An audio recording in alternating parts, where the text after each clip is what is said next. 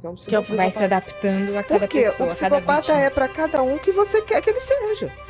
Então você pode aqui fingir que é uma pessoa e pro outro você é a outra pessoa e a gente tá falando da mesma pessoa. Uhum. Então ele tem essa capacidade de se transformar no que você quer. E cuidado com as pessoas que tratam mal quem elas não dependem. Isso Observa é bom. como as pessoas Incrível. tratam as pessoas que elas não ganham nada. Porque Sim. o psicopata ele sabe exatamente pra quem ele aparece. Eu digo que o fantasma sabe pra quem aparece. Uhum. Rick and Morty, uma série lançada em 2013 pelo Adult Swim, que de forma muito resumida conta a história de Rick, um cientista genial, e Morty, um jovem do ensino médio. Mas, quando eu tava reassistindo a primeira temporada, eu reparei em algo essencial para a série. E se o Rick não for só isso? For muito mais que um cientista genial que sai em aventuras pelo universo soneto? E se tiver algo a mais? Algo que só quem realmente assistisse a série com a mente muito aberta pegasse e entenderia. Um traço fundamental para esse personagem. Mas algo que até não mude a série, mas sim o jeito que a gente vê esse personagem. Hoje eu vou apresentar 3 episódios que, pelo menos pra mim, apresentam essa minha teoria muito, muito bem. Então, vamos nessa. Logo no episódio piloto, a gente vê uma parte mais suspeita do personagem. Logo na primeira cena que ele aparece, muito bêbado dizendo pro Morty que ele vai destruir e recomeçar a humanidade. Assim o Morty e a menina vão ser que nem Adão e Eva. Mas essa parte do personagem ser alcoólatra, eu vou falar sobre o Mascard. O que interessa agora tá Mascard no episódio, quando o Rick leva o Morty pra dimensão Crinker 5C, que tem mega árvores com sementes que ele queria pra uma pesquisa. O curioso é que, quando eles encontram as árvores, o Rick entrega umas blocas que agarram no chão pro Morty, pra eles conseguirem descer aquelas árvores. Mas o Rick não ensina como usar elas, então o Morty cai de uma altura gigantesca, fazendo com que ele quebre as pernas.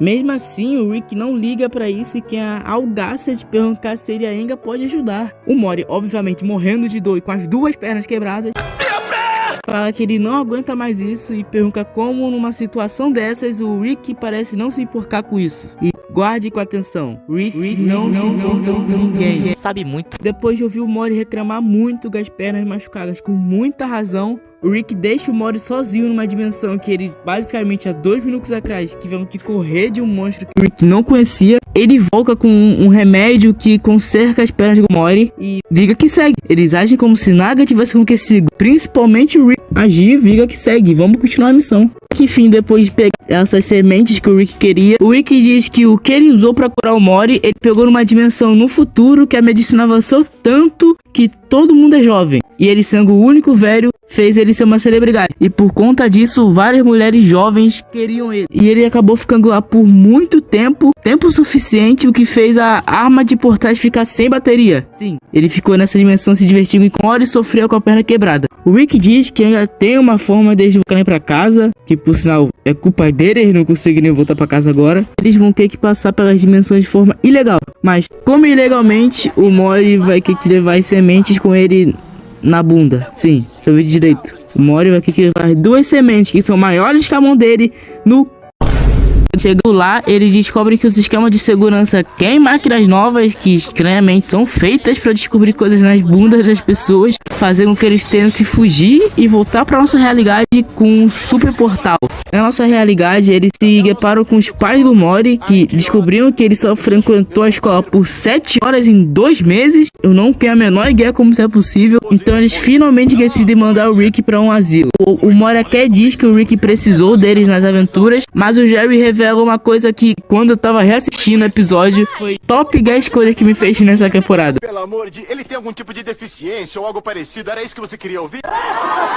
Mas querendo provar que eles estão errados, o Rick faz uma série de perguntas que o Morty acerca todas. Mas como ele acercou tudo isso? O Morty é literalmente o personagem mais burro dessa série. O Rick só sabia que as sementes tinham um efeito de inteligência temporária. E depois do efeito passar, o Morty vai perder a maioria das funções motoras, vai perder uma grande quantidade da funcionalidade cerebral por 72 horas, quebrou a perna. Depois disso tudo, o Rick convence os pais do Mori a deixar ele continuar indo nas aventuras com ele e eles não mandam mais o Rick para um asilo.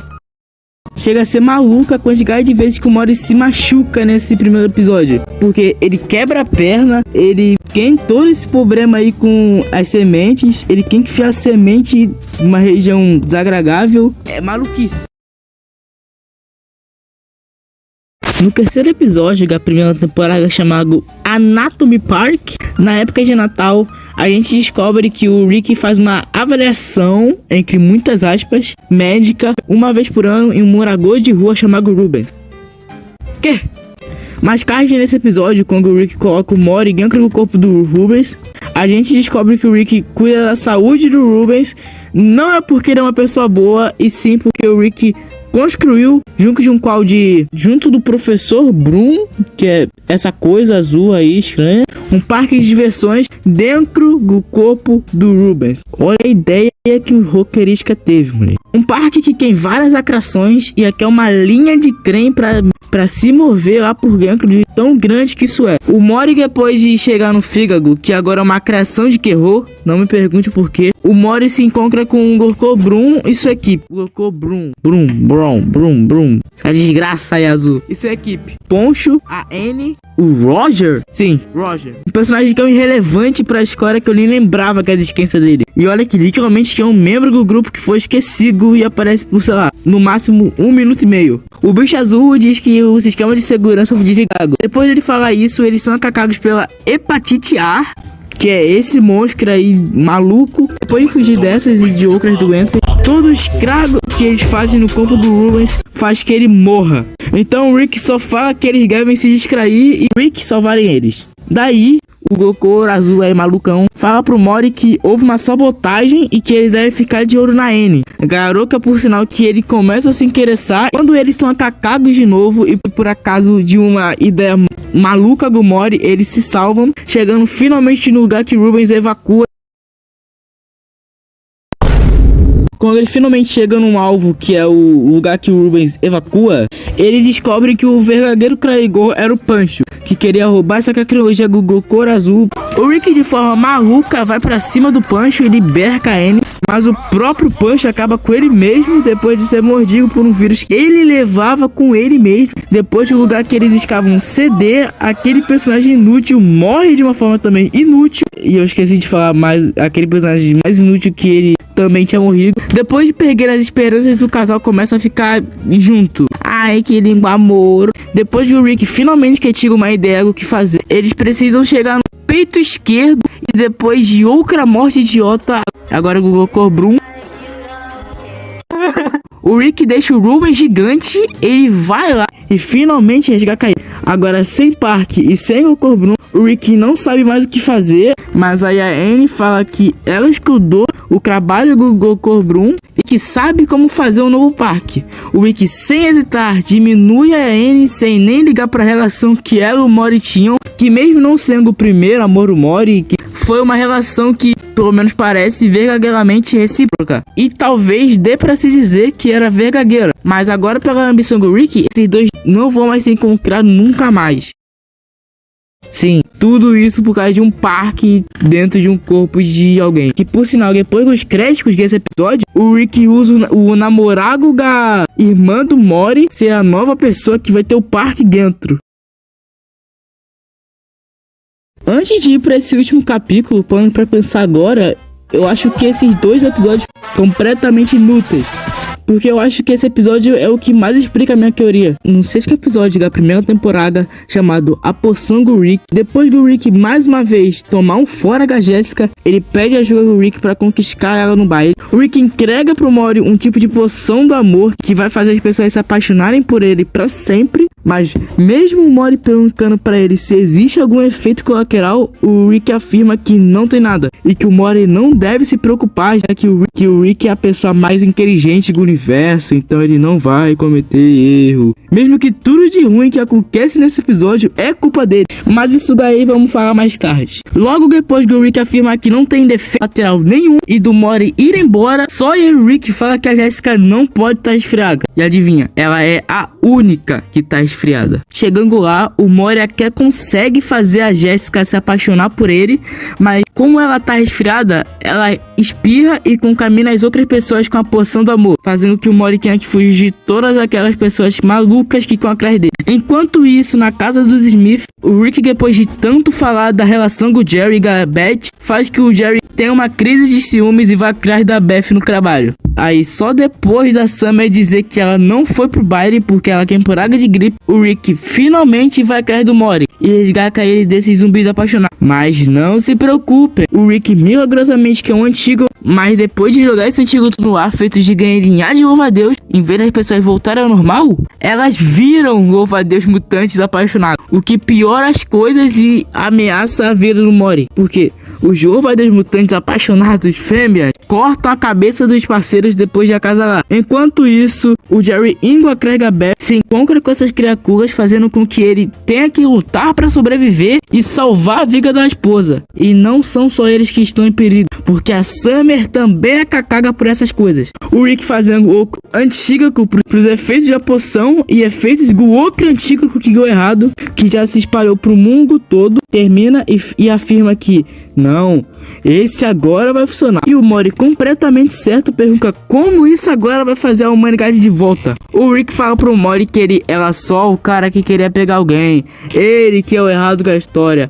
O Rick é só o cara mais inteligente do mundo, ele vai resolver isso. E que como isso ia funcionar, não interessava a ele. Já que o Rick é o super inteligente, ele afirma que vai dar certo, que é o que não acontece. Elas agora viam essas coisas e da Beth perceberam que eles não vão ser salvos pelo Rick, eles vão máquinas de matar esses bichos. Finalmente, depois que o Rick destruir sua própria dimensão, Rick, depois de perceber que nada que ele fez nesse episódio deu certo e funcionou e curou as outras burradas dele, ele tem a brilhante ideia de fazer o quê? Resolver tudo? Não, ele simplesmente destrói sua própria dimensão e do Mori que é uma crise de verdade e jogar ela na cara do Rick. O Rick revela que ele tem uma última forma de resolver as coisas, furando tudo, resolvendo tudo que ele fez errado? Resolvendo tudo que ele fez errado? Não. Ele basicamente vai pra outra dimensão em que outra versão dele conseguiu resolver as coisas, mata essa outra versão e rouba o lugar deles nessa dimensão. E já que o nosso Rick cometeu vários erros, e por palavras dele mesmo, existem várias versões dele,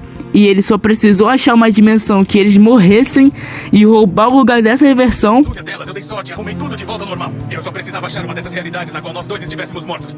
Como se fosse mais um dia normal, sem falar que eles enterram essas versões no quintal de casa. Aí você me pergunta, e a Summer, a Beth e o Jerry originais? Principalmente a filha, a neta e o pai do Mori só são esquecidos por ele e ficam naquele mundo destruído. O Rick nem se preocupa em levar eles, porque já que existem várias versões das pessoas e dimensões, também devia ter uma versão em que toda a família Smith morre, né? Aí ela só substituir todo mundo, eu acho. Depois de enterrar as outras versões, o Mori acaba não vendo mais aquelas pessoas da mesma forma, ficando claramente traumatizado, enquanto o Rick fica de boa, como se nada tivesse acontecido. Literalmente ele matou versões dele mesmo, destruiu o planeta por erro dele. 3 vezes ele erra nesse episódio e literalmente esqueceu os outros familiares, deixou pra lá, né? Nem liga. O único que importa é o Mori pro Rick. Sendo que o Mori é a pessoa que mais sofre nesses 3 episódios e na série inteira.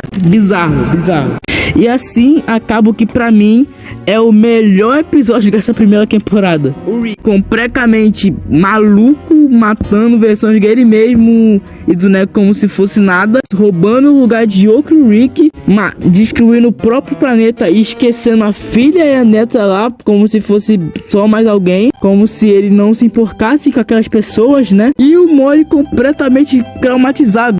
Ao longo desses 3 episódios, principalmente nesse último, a gente vê um traço bem forte do Rick. Ele em vários momentos não se importa com as outras pessoas e só usa elas para benefício próprio, não se porcando com o que essas pessoas querem fazer para ele. Por isso eu falo, Rick Chance não é um cientista genial. Ele é um psicopata e narcisista. Mas dá um like aí, o vídeo deu muito trabalho pra fazer. Se inscreve e usa a nova função do YouTube que é impulsionar o vídeo. Obrigado por ter assistido e até mais. Valeu!